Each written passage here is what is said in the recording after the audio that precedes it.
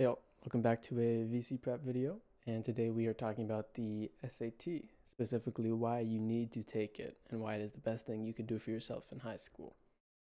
To start off, just as a little introduction, the SAT is incredibly crucial for college admissions and future success. Schools like MIT, Harvard, and Dartmouth, which are three of the best and most competitive universities in the world, have openly stated that SAT scores of their applicants are incredibly decisive in predicting an incoming applicant's success at their school. In short, do well on the SAT, and colleges like MIT, Harvard, and Dartmouth will think that you will succeed at their institution.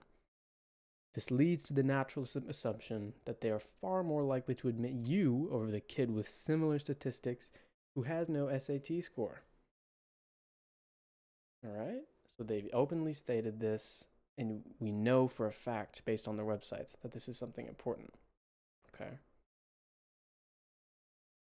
Now, here's just a little bit of a personal anecdote. And so this past summer, right after junior year, I took a college level math course, which was linear algebra and differential equations from one of the best schools in this nation.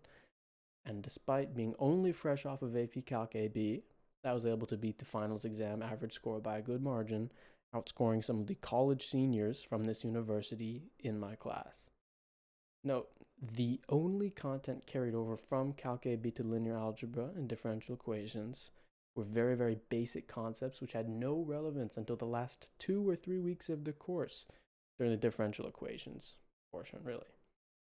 So this leads to the question of, well, why was I so successful? Am I just some super genius? Am I just really good at math? Well, no, of course not. I'm not a super genius. I'm just like you. I'm just, a high schooler. But because I had studied for the SAT and had, by this point, already taken it and gotten a really nice score, 1560, the problem solving processes enforced by the SAT was crucial to my success. Okay?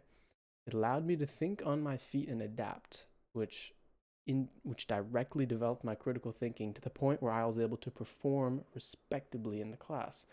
I didn't get the highest grade, but for a 17-year-old in a college class, I did remarkably well. Okay. Forwards, critical thinking can be commonly defined as the process of analyzing, evaluating, and making judgments based on information. Just pulled that straight from Google. It involves questioning and considering different perspectives. Okay, and by having a high level critical thinking, which is cultivated when you study for the digital SAT, means that you have the competency and facility to think at higher levels. I'll say that again. Studying the SAT allows you to have the competency and facility to think at higher levels, which enables you to consider different viewpoints necessary for tackling difficult problems. Specifically, while in linear algebra and differential equations, it's a math class, and despite this, I felt that the critical thinking developed by both reading, writing, and the math portions were equally useful. As for example, the reading taught me to be patient and literal, while the math taught me to be precise and creative. Okay, and of course, this is one specific example, so perhaps this might not satisfy you. But in that case, let's circle back. Okay, on the topic of college admissions, standardized test scores were made optional during the pandemic. This was valid, but after the pandemic, they were immediately reinstated by, once again, schools such as MIT, Harvard, Dartmouth, but also Brown, Stanford, Yale, Caltech, and many others. So this means that SAT scores matter, clearly. Okay, and here's how this affects you. You need to secure a strong SAT score in order to have a very competitive chance at your dream school. Of course, there are fringe cases where you don't need one, but as the average applicant, like you and I, you need a strong SAT score. Okay. This is in no small part, okay, due to the fact that the SAT does not have a score inflation. However, most of your high schools do. Okay, it's clear that at some schools, getting an A in math is a lot easier at school X than getting an A in the same class at school Y, which then leads to getting a higher GPA.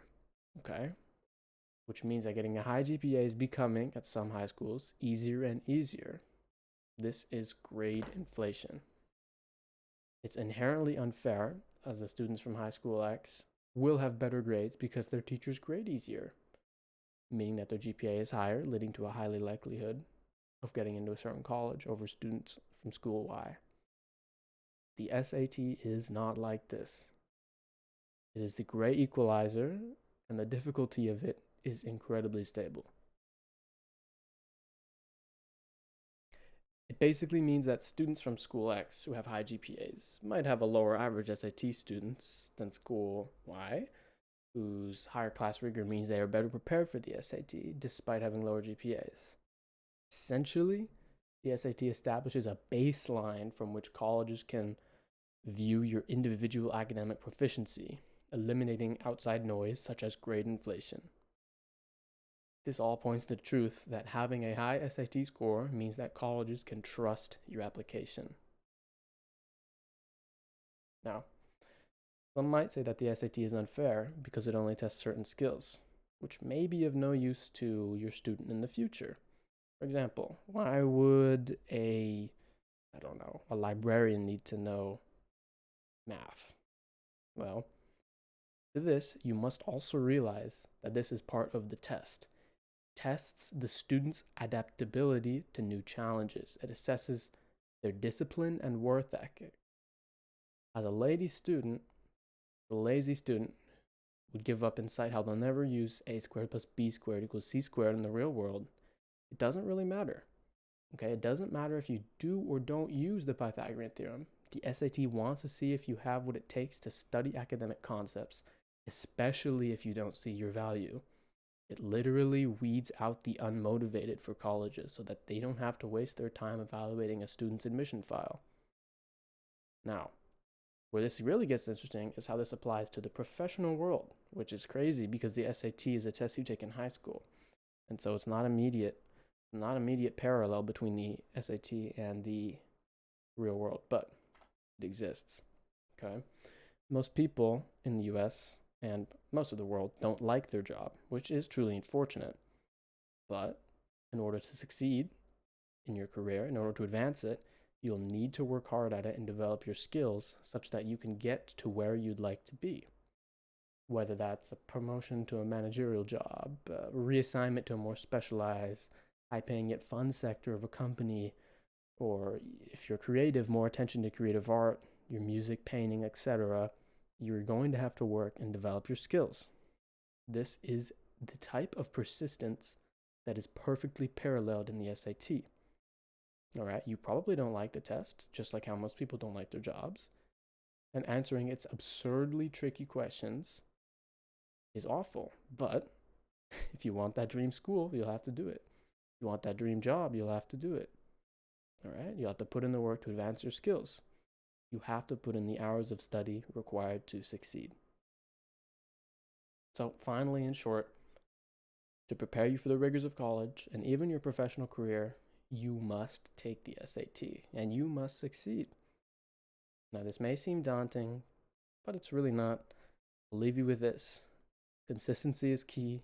Start early, start practicing now, and stay tuned for more content. We at VC are working on something, so stay tuned, keep going, and I will see you later. Thank you so much for listening.